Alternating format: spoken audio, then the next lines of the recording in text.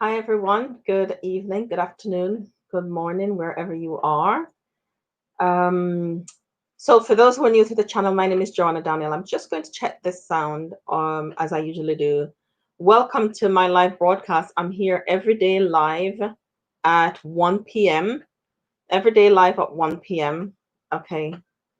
I'm here every day live. Yeah, every day live at 1 p.m. And I really appreciate those of you who've come on, also those who have shared our channel and shared our message and the videos. We wanted to get to 200 subscribers by Friday, and we got to 201.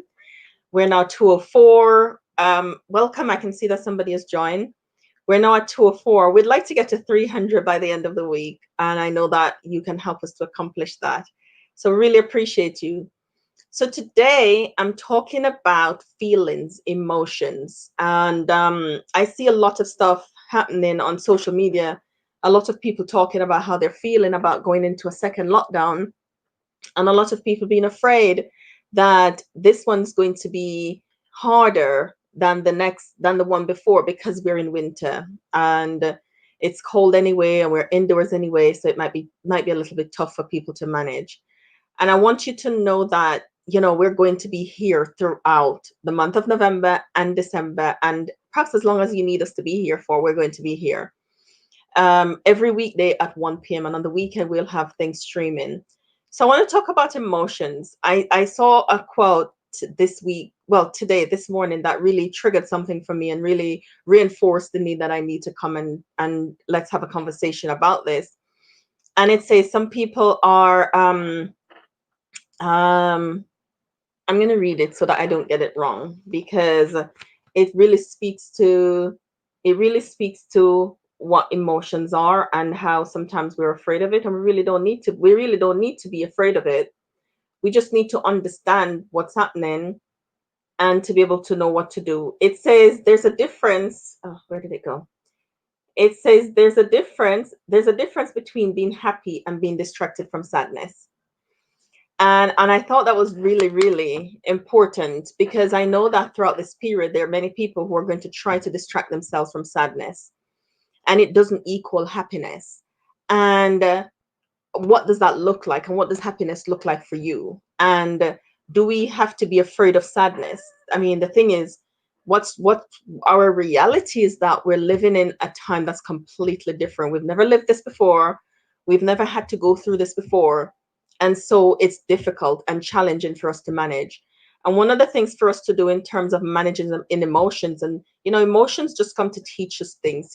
Sadness, feelings of lot, those things just come to teach us. It comes to tell you something. It wants you to do something. It wants you to learn something about yourself and learn something about it and how to manage.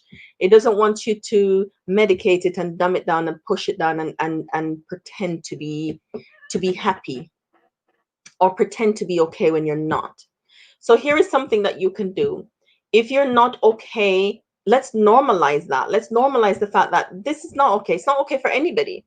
For those who have children, and we're going to deal with this later on, for those who have children, we know when my children ask me, Mom, when is it going to be over? When is the virus going? I don't have an answer, because I don't know. And children expects us to know everything. We need to know the end from the beginning. And I don't know. I don't have an answer to give them. And my children are teenagers, and one's 10. So you might have children that are younger, that have to stop going to school. They can't go to nursery, and all these things are happening, which might make it more challenging to manage. It's okay to say, this isn't okay for me. This is where I am today. Because it's when we're able to say that and own those places, that's when we know what to do next. But if you pretend that you're okay when you're not, then you're not acknowledging and giving room to, and knowing what to do about those feelings. And they don't go away, they just stay there. They just stay there. And sometimes they come and manifest themselves in different ways. Sometimes they might show through irritability, and or through withdrawal and isolation. It might show through eating too many carbs and sugar and so many things that you have to do to cope, because you're not making yourself acknowledge that something is wrong. So I wanted to be able to, for those of us who are here, practice acknowledging that, okay, today I'm not okay. What am I going to do? And it might be that you can go for a long walk, on your own, just deep breathing, relaxing, stretching. And I like to use exercise as an example because it really just clears your mind, relaxes your body, and give you space to think again. So that's one thing that you can do if you're not feeling okay. If today you're feeling sad, if today is a tough day, if today you're on furlough, if today you've got the email that your job's going, if today the children are acting up and you need space, whatever is going on today, acknowledge that today. If you can't go for a long walk, after this, I'm going for a long walk because I need to. If you can't go for a long walk, then maybe you can take 5 minutes. If the children are young, of course, you can't leave them on their own unattended. So you're going to make sure that they're safe. If it means putting something on for them to watch and you lie down level on your back in the chair or on the sofa, on the carpet, just on your back with your eyes closed. I find putting on music, soothing piano music, or the violin, or the saxophone, or just the sound of rain, anything on YouTube really does calm the environment and give everybody a sense of peace and calm.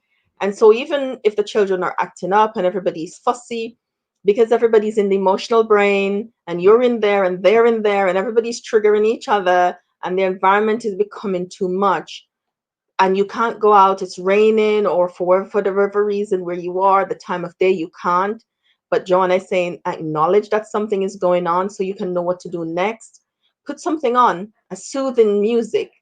Go on YouTube. There's loads and loads on there on YouTube. Put something on, lie flat on your back. Let it be a quiet time for everybody. If you've got young children, or even if you don't have young children, just put it on, lie on the back, close your eyes, and allow the music to wash over you, and allow the music to help you to relax. Don't think about anything. Think about the clouds drifting. Repeat a scripture in your mind for those who do that. But don't think about anything heavy like the state of affairs in this world now, or your position, or just allow yourself to relax. Yes, so that helps to soothe and to calm. Another thing that helps is movement, and that's why I say go for a walk. If you can't go for a walk because of where you are again and you don't want to do music, you've done that before, here is something else that you could try. Play a silly game with the children. If the children are young, and even if they're old, sometimes play football in the house with not with a ball, but with paper or something soft that's not going to cause any damage. Because there's several things that be going on at that time. Social interaction at this time is really important for us. So if you're connecting with the children, then that will help. And I'm saying children because I know lots of us have children. I have children. I have to make sure that they're okay and I'm okay. And this is a way to regulate together with you and your children. So play a silly game, play football, play catch, hide and seek, um, anything that makes you get up and you're moving. Because when you get up and moving and the blood is flowing, it really helps again to relax and to soothe and to calm. And because everybody's doing something, chances are there'll be laughter and everybody's relaxing and the social, everybody's connecting and you're learning how to regulate together. It really does work. So those are two things that you can do. Thank you so much, Kersha. Those are two things that you can do to regulate together, so you and the children together can be okay and you can be relaxed. So if you can't go off on your own because you've got younger children and they can't be left on their own, those are things: music and just doing something with the children, any kind of movement. Or here's another one that you can do. Number three, and the last one I'm going to share with you because there's so many things that you can do, but I'm sharing you three simple, easy ones that you can do together that will get you moving, get you up, get you connecting, get you regulating together. So while you're doing that and doing that for yourself, you're teaching the children how to do it for them too. Because while you're sad and you're not okay, they're also sad and not okay. It's just that their sadness might come out in behavior that's not desirable. um, and the focus might become about the undesirable behavior as opposed to the reason for the undesirable behavior. I hope you can see me because the sun is coming through the window and it's streaming across the screen. So another thing that you can do is, so we've talked about music and we've talked about play.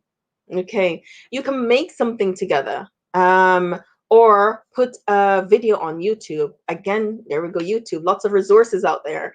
A 4-minute exercise, jumping up and down. Everybody jump up and down. Dance to a song, because movement helps. Movement helps to soothe you, to relax your muscles, to help you to deep breathe. It helps to relax the environment, and it just changes the whole environment. So it helps you change things. So this is not about ignoring how you feel or pretending that you're not feeling it. It's not a way to force being happy.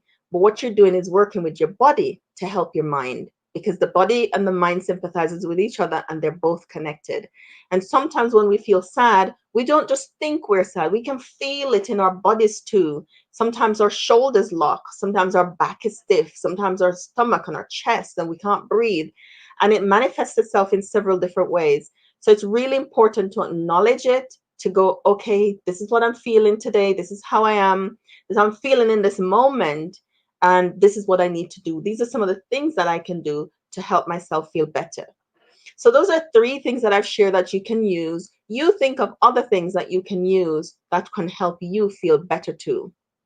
What are some of the things that you use? Tell us in the comment section, so that other people who could benefit, other people could also benefit from some of the strategies that you use to acknowledge and to feel okay. All right. So that's exercise, playing together. That's listening to music, just lying down and allowing the music to wash over you and to be in the environment. It really helps to soothe and calm the children. You can cook together and bake if you like to do that. If you like to do that kind of thing, you can bake something together or cook something together. Um, Learn something together. But whatever you do, acknowledge it. And the last thing I want to say to you is stay in touch with people. Don't cut yourself off from others. I know everybody's struggling. It's a difficult time for everybody, but keep in touch with people. At the start of this pandemic, when I have sisters that are single and live alone, and when we were furloughed, we played cahoots together online. There's so many different things that we can do to let us help us to together get through this period as best as we can, and we can all emerge from it okay, and not unwell. So those are the tips for today. I'm going to be back tomorrow, and I think I'm talking to Alison again tomorrow. We're going to talk some more about some of the strategies that you can use and how we can support each other, because we're all in this time. Nobody's exempt. We're all in this, and we all need strategies to cope. So I'm going to be back tomorrow and every day this week. And on the weekend, we're streaming music, so that you can listen to, that will help to soothe and to relax you. Take good care. And thank you for being here. Bye.